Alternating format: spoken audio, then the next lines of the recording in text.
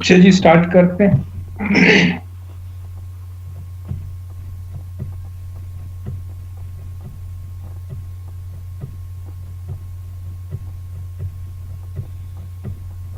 Ready है जी?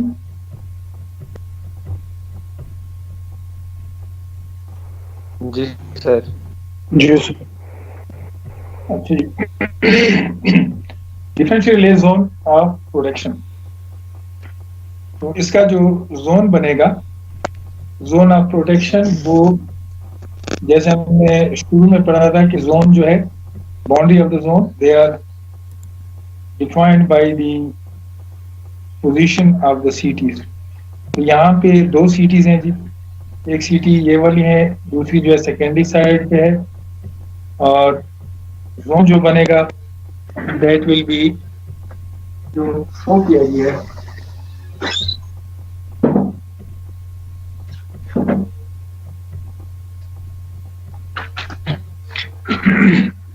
जो show किया गया है, this will be the differential protection zone. अब ये जो एक्सटर्नल फॉल्ट है, चाहे इस साइड पे और इस साइड पे, दोनों साइड पे एक्सटर्नल फॉल्ट, तो ये जो रिले है और करंट के लिए, ये इस फॉल्ट जो एक्सटर्नल है या इस साइड पे एक्सटर्नल है, इसके लिए ये रेस्पॉन्स नहीं करेगा। This relay only response to the fault within this highlighted zone. अब फॉल्ट जो है, सीटी जो है यहाँ से लेके और फिर इस सीटी से इस पॉइंट, ये जो है, ये एरिया जो है पूरा, that will be covered by this relay. So the scheme generates well-defined and closed zone of protection.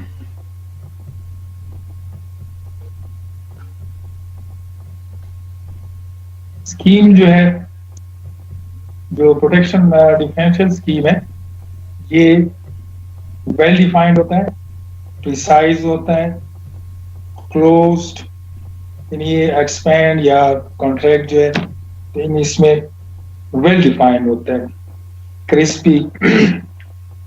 Any fault within the zone is called internal fault, जो भी होगा। All other faults outside the zone are called external faults. तो इस zone से बाहर जितने faults होंगे, they will be external fault. So differential scheme responds only to the internal fault. तो differential scheme जो है, ये सिर्फ internal fault के लिए response करता है। अब यहाँ तक हमने जो differential relay पढ़ी है और behavior under load, external fault, internal fault, तो कंडीशन हमने ये assume की थी कि आइडियल है। लेकिन प्रैक्टिकली जो है, there are some problems related with the differential protection scheme. तो पहले हम जरा देखते हैं कि क्या प्रॉब्लम्स आती हैं, उसके बाद फिर उसकी सोल्यूशन की तरफ जाएंगे। तो actual behaviour of a simple differential relay या स्कीम, ये जो सिंपल डिफरेंशियल रिले स्कीम है, इसका एक्चुअल बिहेवियर क्या होता है प्रैक्टिकली। तो in previous cases it was assumed that cities are ideal. वहां हमने assume किया था कि cities जो है वो आइडियल है, लेकिन आपको पता है कि cities जो है, जो दो एरर्स होते हैं, ratio error and phase angle errors, उनमें ये दोनों एरर्स आते हैं। और ये एरर जो है किस पे डिपेंड करता है? These errors are dependent on the magnitude of the primary current. When the primary current increases, these errors also magnify or increase with the primary current. अब ये जो in case of internal fault तो issue नहीं है, क्योंकि उसमें errors और ये चीजें जो है वो ऑलरेडी मैग्नीट्यूड ऑफ करंट इतना ज्यादा होता है कि उसमें ये जो है एरर्स वो कुछ मायने नहीं रखते हैं। But in case of external fault, अगर एक्सटर्नल फॉल्ट का की वैल्यू इंक्रीज होती है फॉल्ट करंट की, तो आपको पता है कि जो कंडीशन है, differential scheme should not operate for the external fault. तो अगर एक्सटर्नल फॉल्ट करंट इंक्रीज करता है, एक्सटर्नल फॉल्ट करंट इंक्रीज करेगा मींस अगर लेट सपोज यहाँ फॉल्ट है तो primary current will increase. The primary current increase होगा, then these two errors will also increase, ratio error and phase angle error। अब जब ये increase होंगे तो ये जो दो currents हैं I1 और I2, इसका ratio error भी जो है यानी आपको आइडियल कंडीशन में पहले तो प्रीवियस हमने देखा था 5 ampere with angle θ1, 5 ampere with angle θ2, दोनों केसेस में ये जो θ1 θ2 थे ये भी जो है सेम थे, और मैग्नीट्यूड I1 I2 ये भी सेम थे, तो इनका डिफरेंस 0 आ रहा था। लेकिन इन case of external fault I1 magnitude change होगा इसलिए कि रेशियो एरर है, थीटा की वैल्यू भी चेंज होगी इसलिए कि फेज एंगल एरर आ रहा है। सिमिलरली इस CT का भी जो है वो एरर जो है वो I2 भी आएगा और θ2 में भी आएगा। अब प्रैक्टिकली जो है जब θ1 θ2 की इक्वल नहीं होगा और I1 I2 की इक्वल नहीं होगा, then there will be some numerical value, क्योंकि यहाँ पे हम स्पिल करंट ले रहे हैं which is the difference of these two, तो there will be spill current flowing in case of external fault. जब स्पिल करंट फ्लो करेगा so that current will be responsible for the malfunction of the relay। malfunction means कि relay जो है वो false tripping करेगी in case of external fault also। तो ये जो दो errors हैं इनको जो है ना कैसे फिर हम प्रैक्टिकली, तो है जाहिर बात है कि जब आप कोई CT आप यूज करते हैं तो डेफिनेटली उसमें एरर्स आते हैं। अब ये एरर्स जो है जैसे हमने कहा कि कुछ एरर जो है वो तो रिकमेंडेड है, ठीक है, लेकिन जब ये फॉल्ट करंट इंक्रीज करता है तो ये एरर्स रिकमेंडेड से भी इंक्रीज हो जाता है, और फिर डेफिनेटली जो है ये जो स्कीम है ये scheme is going to make false tripping. इसको जो है कैसे हम डिक्रीज कर सकते हैं, या ये जो रिले है इसको हम कैसे जो है स्टेबल बना सकते हैं।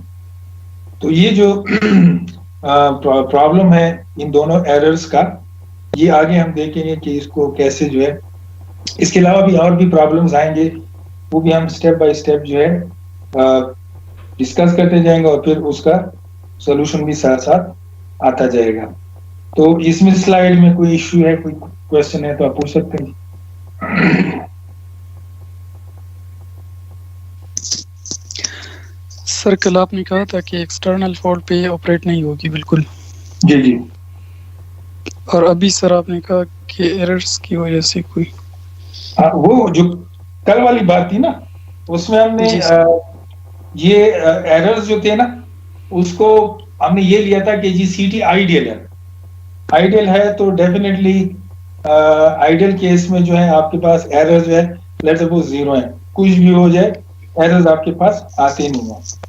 अब ये जो जब आप इस रिले को यूज करते हैं तो डेफिनेटली प्रैक्टिकली भी जो है एक्सटर्नल फॉल्ट के लिए ऑपरेट नहीं होती है, लेकिन अभी जो है डेफिनेटली इसमें कुछ मॉडिफिकेशंस अभी करनी है हमने, यानी जब फील्ड में जो रिले यूज होती हैं उसमें सारी चीजें जो है वो इंटैक्ट होती हैं, यानी वो एक्सटर्नल फॉल्ट एरर्स भी उसमें आते हैं लेकिन वो एरर्स जो है वो फास्ट ट्रिपिंग नहीं कराती है।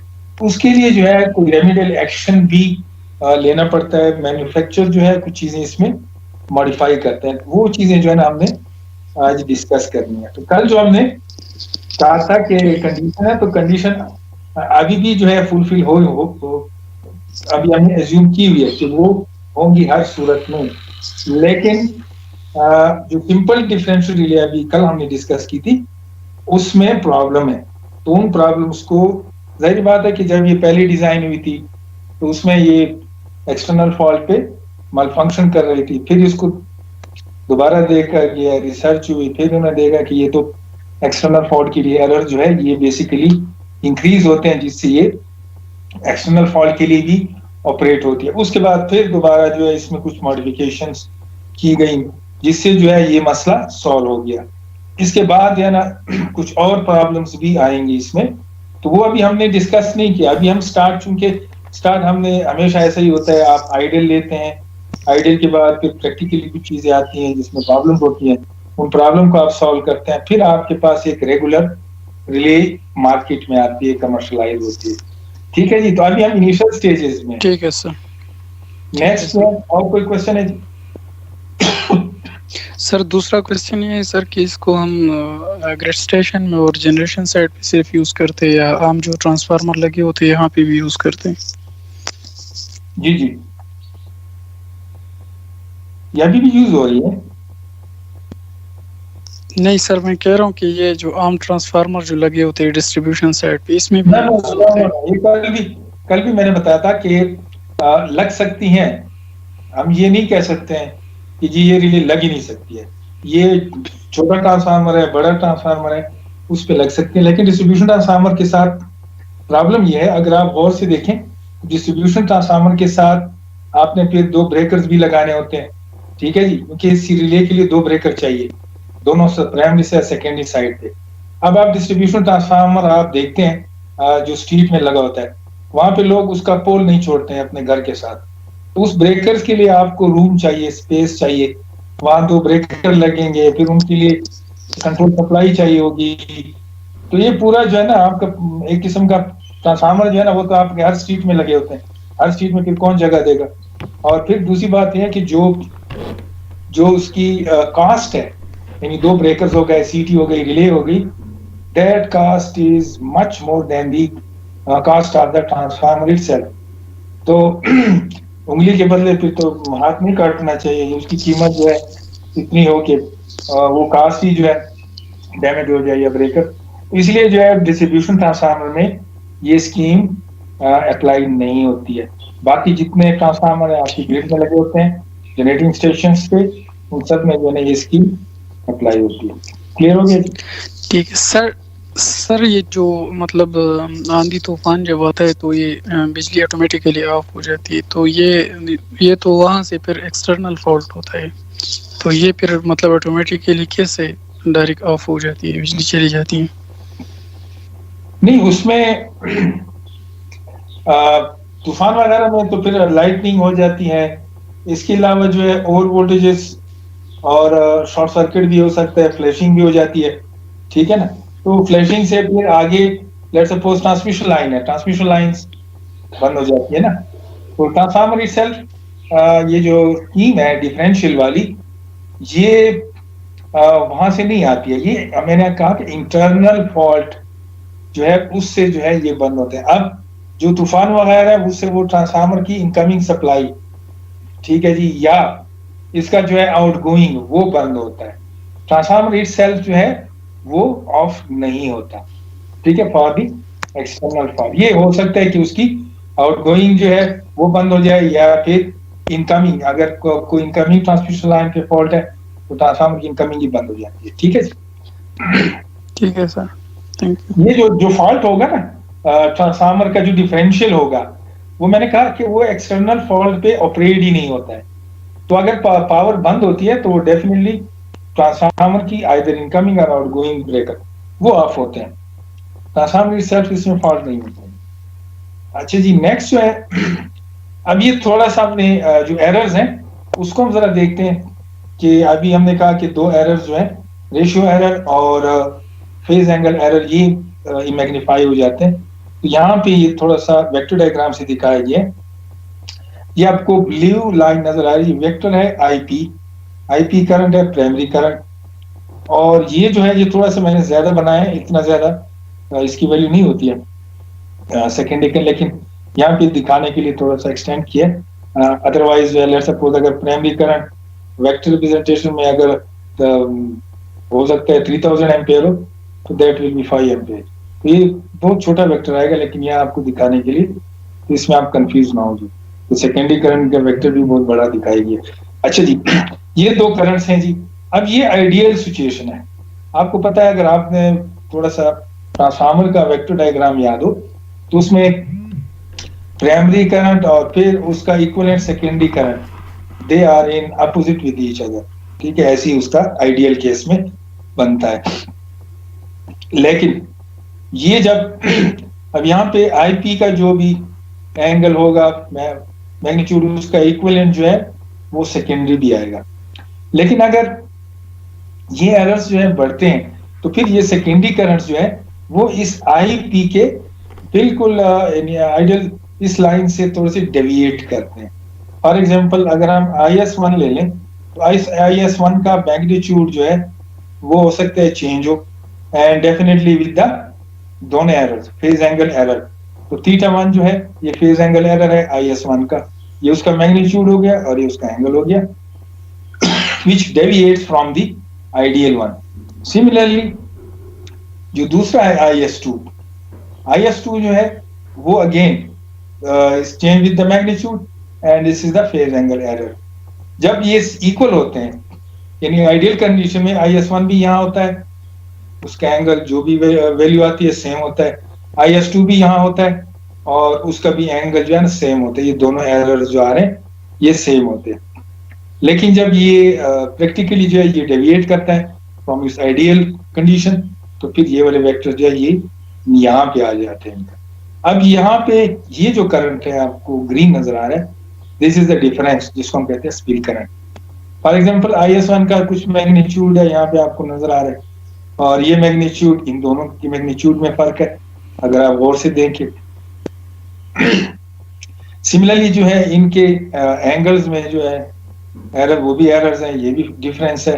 तो IS1 माइनस IS2 ये जो है आपको कुछ करंट देगा, there will be some numerical value, ये आपको ये डिफरेंस नजर आ रहा है, this is called spill current, जो कि इनका वेक्टर डिफरेंस होगा। तो ये जो है वैल्यू जो है, this value, this spill current, if it is more than the pickup value, then the relay will operate for the external fault also. So ये जो है एरर्स, ये स्पिल करंट मजीद इंक्रीज होता जाता है अगर एक्सटर्नल फॉल्ट की वैल्यू बढ़ती जाती है। सो ये जो है थोड़ा सा ये दिखाना आता है कि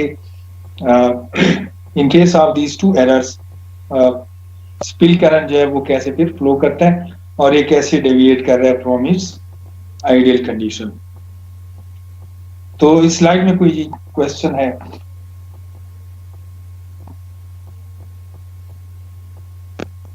नो सर। अच्छा जी, नेक्स्ट स्लाइड की तरफ जाते हैं। ये थोड़ा सा ग्राफ दिखाया गया है, बहुत इंपॉर्टेंट ग्राफ है, कंसेप्चुअल वाइज इसमें आपका थोड़ा सा कंसेप्चुअल है, देखना है कि through fault stability and stability ratio. ये अभी जो हमने डिस्कस किया है कि रिले जो है वो इन case of these to errors unstable हो जाती है।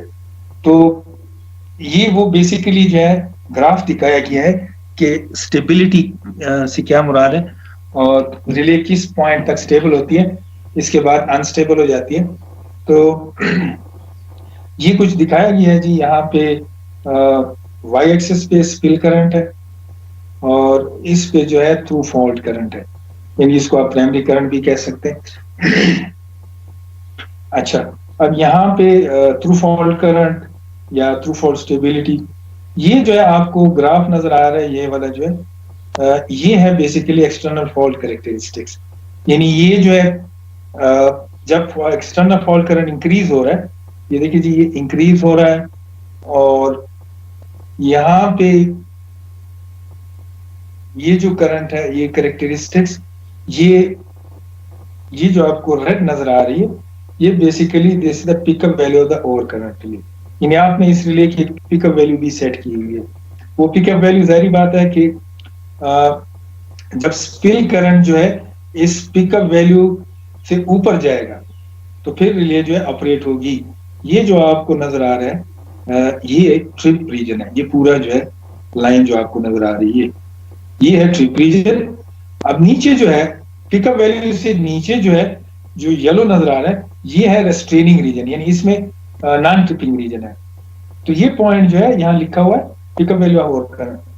जब तक स्पिल करंट इस पॉइंट से नीचे रहेगा, यानी वो इस रीजन में रहेगा, तो रिले ऑपरेट नहीं होगी।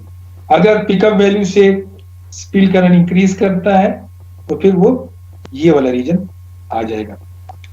अच्छा, अब बेसिकली यहाँ पे जो चीज आपको समझाने वाली है वो ये है कि ये रिले जो है इसकी कब तक, कहां तक ये स्टेबल है और कहां तक ये अनस्टेबल, ये पॉइंट आपने समझना है। अब आप देखिए जी, ये जो ग्राफ आपको नजर आ रहा है, ये ग्राफ यहां से होता हुआ इस पॉइंट तक, ये पॉइंट, इस पॉइंट तक जो है जो कैरेक्टरिस्टिक्स है, यानी ये रिले जो है वो यहां तक स्टेबल है, ये इस पॉइंट तक। इसलिए स्टेबल है कि अगर ट्रू फॉल्ट करंट इंक्रीज हो रहा है, ये ट्रू फॉल्ट करंट इंक्रीज हो रहा है, तो स्टिल जो है स्पिल करंट की वैल्यू जो है वो इस येलो रीजन में है। अगर आप गौर से देखें, अगर ट्रू फॉल्ट करंट जो है वो इंक्रीज हो रहा है ऐसे, तो ये जो उसका कैरेक्टरिस्टिक्स है, साथ साथ में ये जो कर्व आपको नजर आ रहा है स्पिल करंट, वो जो है वो इस रीजन में है। इस पॉइंट तक जो है अगर ट्रू फॉल्ट करंट इंक्रीज होता है तो रिले जो है ऑपरेट नहीं होगी। क्यों? इसलिए कि जो करंट फ्लो हो रहा है spill current, that is in the yellow region. अब अगर ट्रू फॉल्ट करंट मजीद इंक्रीज होता है इस पॉइंट से नीचे, तो ये जो कर्व है, ये आप देख रहे हैं, जो स्पिल करंट की वैल्यू जो है इस पॉइंट के बाद इंक्रीज होती है, तो वो किस रीजन में चला जाता है? वो ट्रिप रीजन में एंटर हो जाता है। इट मींस के spill current is more than the pickup value. तो हम कह सकते हैं कि जी यहां से लेके अगर आपके सिस्टम में एक्सटर्नल फॉल्ट करंट की वैल्यू जो है वो यहां से इस रेंज तक है, फिर तो ठीक है। लेकिन अगर वो इस रेंज को क्रॉस करेगा थ्रू फॉल्ट करंट, तो फिर रिले जो है वो अनस्टेबल होगी और फॉल्स ट्रिपिंग करेगी। तो ये जो पॉइंट्स हैं, as the through fault current increases CT errors are so magnified. Okay, हमने डिस्कस किया this causes to increase the spill current. Definitely spill current increase होगा, अगर ये एरर ज्यादा होंगे डिफरेंस आएगा। These there comes a stage, ये जो है ये पॉइंट बता रहे हैं, there comes a stage when the spill current exceeds the pickup value and the relay operates. ये पॉइंट बता रहे हैं आपको नंबर 3 में कि when there comes a stage when the spill current increase, it crosses this line, ये जो red line है, ये इसकी इस लाइन को जब क्रॉस करेगा द रिले विल ऑपरेट। अब this clearly violets the rule. तो रूल हमने पढ़ा था कि relay should not operate for the external fault. So this is called loss of stability, यानी इसको हम कहते हैं कि जी रिले जो है वो अनस्टेबल हो गई और the stability has been lost. तो ये जो है थ्रू फॉल्ट स्टेबिलिटी, इसको फिर डिफाइन किया गया है। तो ये जो है कर्व आपको बताता है कि ये रिले जो है किस पॉइंट से किस पॉइंट तक स्टेबल है और किस पॉइंट के बाद जो है रिले अनस्टेबल हो जाती है। तो ये पॉइंट जो है this is the stable point, नीचे लिखा हुआ जी आई स्टेबल, यानी यहां तक स्टेबल है रिले, इसके बाद अनस्टेबल। जी इसमें कर्व में कोई चीज समझ ना आई?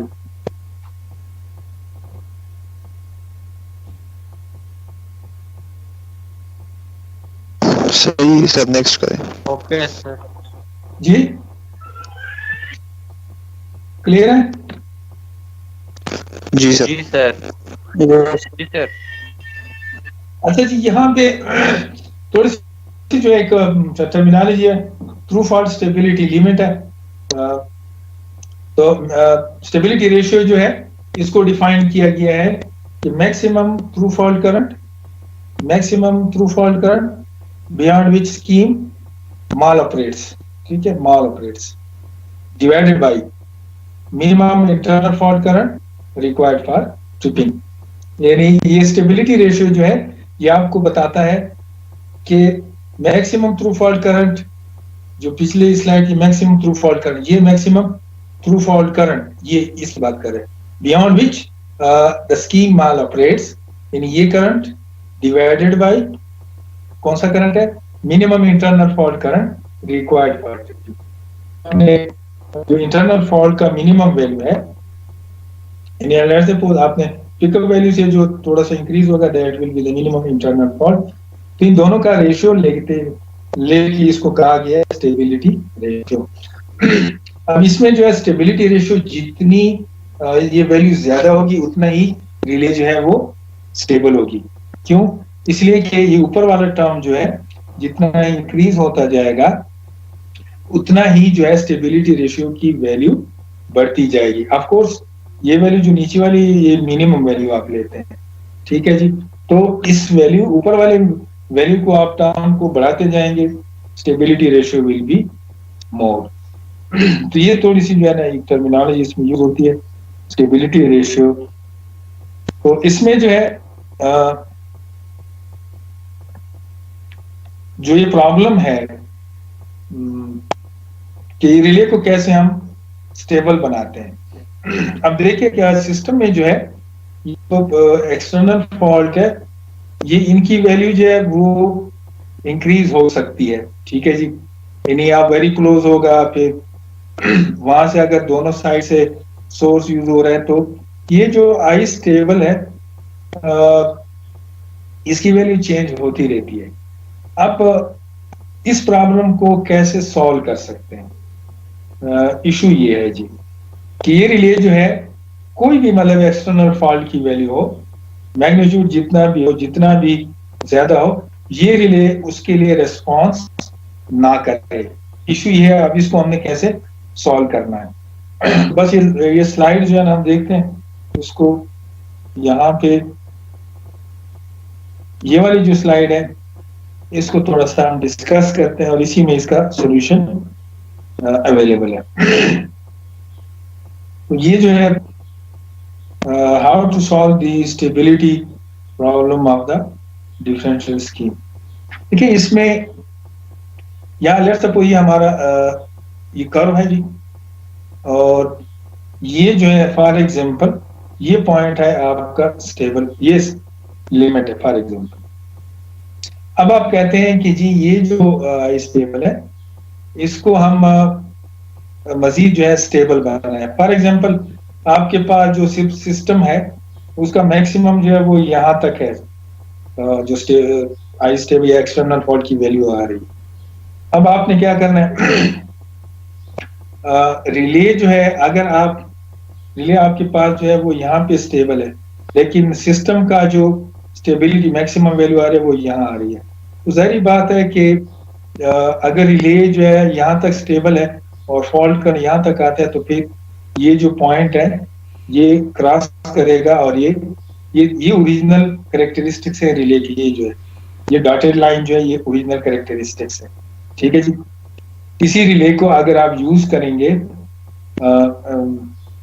To immune this external fault, तो उसमें जो है आपको ये पॉइंट है ये मिला कि स्टेबल यहाँ तक जाएगा होना चाहिए लेकिन रिले की लिमिट यहाँ तक है।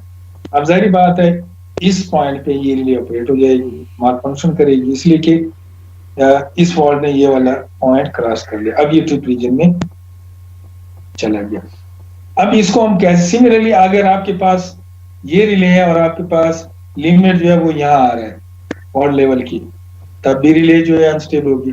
सिमिलरली अगर ये तीसरा पॉइंट है यहाँ तक, अब इसको जो है अनस्टेबल जो रिले हो रही है इसको कैसे स्टेबल बनाना है। यानी फॉर एग्जांपल आप कहते हैं कि मैंने जो है ना इस फॉल्ट के लिए रिले को स्टेबल बनाना है, यानी मैक्सिमम आपके पास जो सिस्टम का फॉल्ट है वो यहाँ तक आ रहा है, तो आप क्या करेंगे, आपके पास एक ऑप्शन ये है कि ये जो लाइन नजर आ रही इस लाइन का स्लोप आप बढ़ा दें, यानी इस लाइन को आप ऊपर ले जाएं, ठीक है। ये मैं ऊपर ले गया यहाँ पे और ये वाली लाइन आ गई ये। तो बेसिकली आपने क्या किया है, इस लाइन का स्लोप आपने बढ़ा दिया, ठीक है, ये स्लोप देन दिस स्लोप। अगर आप कहते हैं कि जी नहीं मेरे पास जो सिस्टम है वो यहाँ तक उसकी जो है थ्रू फॉल्ट करंट की वैल्यू आ रही है, तो रिले जो है इस पॉइंट तक स्टेबल होनी चाहिए। ओके, आप क्या करते हैं जी, इस स्लोप को मजीद आप इसकी बजाय यहाँ तक इंक्रीज कर लेते हैं। सिमिलरली अगर आप लिमिट यहाँ आ रहा है स्टेबिलिटी की, तो इस स्लोप को आप मजीद यहाँ तक ला सकते हैं। अब ये जो सॉल्यूशन है कि आप इस लाइन का स्लोप वो जो है आप बढ़ाते जाएं, तो ये रिले जो है वो स्टेबल रहेगी। फॉर एग्जांपल अगर आपकी रिक्वायरमेंट यहाँ तक है तो स्लोप आप यहाँ तक बढ़ाएं, रिले जो है वो इस पॉइंट से लेके इस पॉइंट तक स्टेबल रहेगी, कोई इशू नहीं होगा। अच्छा, सिमिलरली अगर आपकी लिमिट ये आ रही है तो रिले का स्लोप आप मजीद बढ़ा दें, तो रिले की स्टेबिलिटी यहाँ से यहाँ तक आ गई, and similarly for the third option. तो ये जो सॉल्यूशन है कि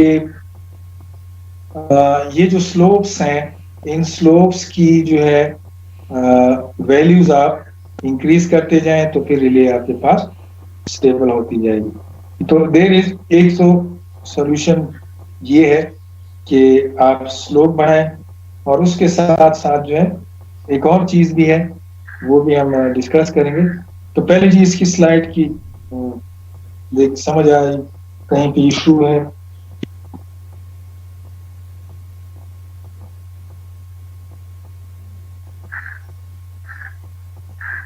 नो सर।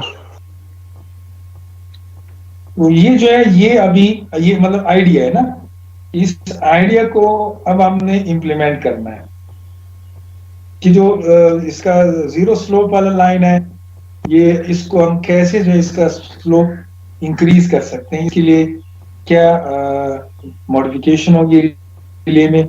तो ये अभी जो नेक्स्ट स्लाइड होगी ये वाली, ये हम यूज करेंगे how to change the slope. तो ये जो है यहाँ पे वर्ड लिखा गया है परसेंटेज डिफरेंशियल रिले। अभी तक जो रिले आपने पढ़ी है उस पे यहाँ पे वर्ड लिखा हुआ था सिंपल डिफरेंशियल रिले। तो सिंपल डिफरेंशियल रिले अगर हम यूज करते हैं उसमें ये जो है ड्यू टू दीज एरर्स वो एक्सटर्नल फॉल्ट के लिए ऑपरेट होती है और माल फंक्शन करती है, इसलिए उस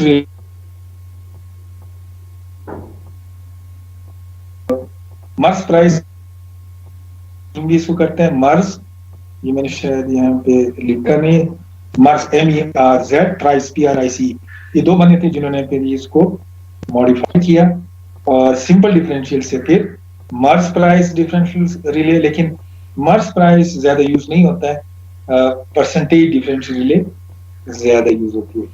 तो ये जो है इसके पीछे क्या था, आइडिया क्या था, how to make simple differential relay stable for external faults. ये जो है आइडिया था कि इसको कैसे हम स्टेबल बनाएं। तो इसके पीछे जो रूल अप्लाई किया गया है वो ये रूल लिखा हुआ है, ये if restraining torque is developed, ये आइडिया है, ठीक है जी। If restraining torque is developed, अगर हम एक ऐसा रिस्ट्रेनिंग टॉर्क डेवलप करें which is proportional to the through fault current, जो कि थ्रू फॉल्ट यानी वो जो टॉर्क प्रोड्यूस होगा वो that will be produced by the external fault current. तो एक तो आइडिया ये है। अभी तक जो हमने रिले पढ़े उसमें रिस्ट्रेनिंग टॉर्क जो था that was only due to spring, ये जो स्प्रिंग लगा हुआ है इसकी वजह से। लेकिन अगर हम रिस्ट्रेनिंग टॉर्क एक और टॉर्क यूज कर दें जिसकी वैल्यू थ्रू फॉल्ट करंट पे डिपेंड करे, एक the operating torque still proportional to the spring current. यानी पिछला जो डिस्कस हमने सिंपल डिफरेंशियल डिस्कस किया उसमें सिंपल जो है जो हमने यूज किया है रिले,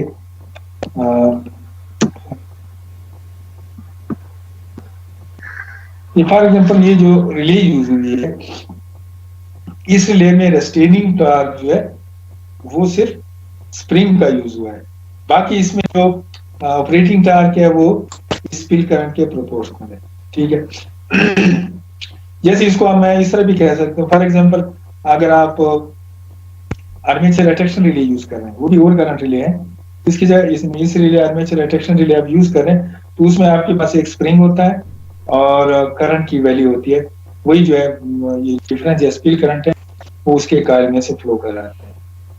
लेकिन जाहिर बात है कि फिर वो स्पिल करंट की वैल्यू ज्यादा हो जाती है और एक्सटर्नल।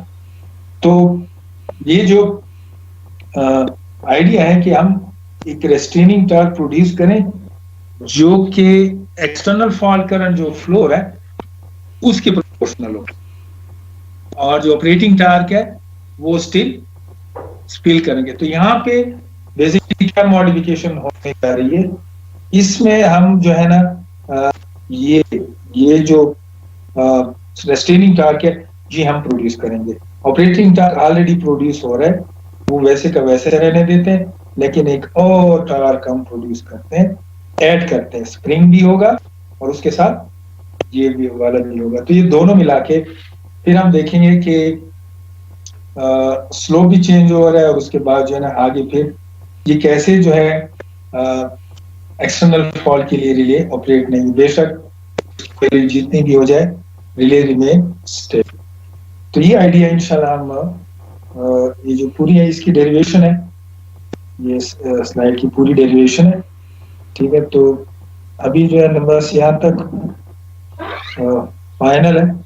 तो ये जो डेरिवेशन है इंशाल्लाह हम ये कल देखेंगे। ठीक है, तो अभी तक अभी जो ये आइडिया है इसको हमने इम्प्लीमेंट करना है। तो इसमें जी कोई क्वेश्चन है आप पूछ सकते हैं।